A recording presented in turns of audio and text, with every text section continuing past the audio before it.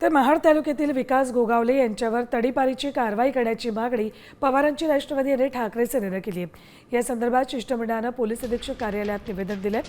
विकास गोगावले यांच्यावर अनेक गुन्हे दाखल असून महाड परिसरात त्यांची दहशत असल्याचा आरोप करण्यात आला आहे। जिल्हा परिषद निवडणुकीच्या पार्श्वभूमीवर शांतता आणि कायदा सुव्यवस्था अबाधित ठेवण्यासाठी तातडीनं कारवाई करावीची मागणी केली आहे। तर 8 दिवसात कारवाई न झाल्यास उच्च न्यायालयात दाद मागणार असल्याचा इशाराही शिष्टमंडळानं दिला आहे।